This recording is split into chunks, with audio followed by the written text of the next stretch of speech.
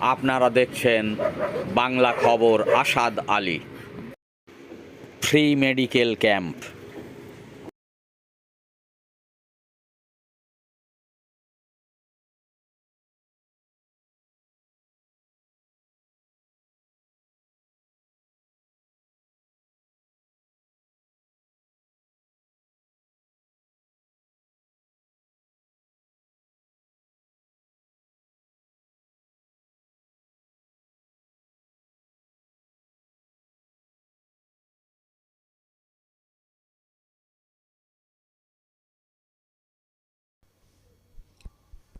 সত্যেন মৈত্র জনশিক্ষা সমিতির আহ্বান ও পরিচালনায় ২৭তম শারদীয় সম্মেলন ও জনশিক্ষা ভাবনা প্রকাশ।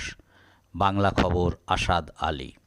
সত্যেন মৈত্র জনশিক্ষা সমিতির আহ্বান ও পরিচালনায় বিষ্ণুপুর শিবতলায় বিপ্লবী নিকুঞ্জ সেন পল্লীতে শেফালিকা ভবনে উক্ত সংস্থার সভাপতি রণজিৎ কুমার মণ্ডলের দক্ষ সঞ্চালনায় ২৭তম শারদীয়া সম্মেলন ও বৈঠকি আড্ডা এবং সংস্থার ভাবনা নামক পত্রিকার সপ্তদশ বর্ষ তৃতীয় সংখ্যা প্রকাশ হল ৮ই নভেম্বর ২০২৫ তারিখে বিকেল ৪টায়। থিম সঙ্গীত পরিবেশন করেন সংস্থাটির গানের দল। সঙ্গীত পরিচালক স্বপন কুমার জানা। স্বাগত ভাষণ দেন পার্থ দে, সংস্থার সাধারণ সম্পাদক ও পত্রিকা সম্পাদক। সুচিন্তিত বক্তব্য রাখেন সভাপতি রণজিৎ কুমার মণ্ডল মহাশয়।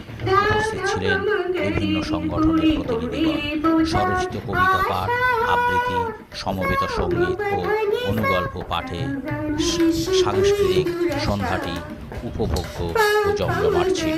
ধন্যবাদ।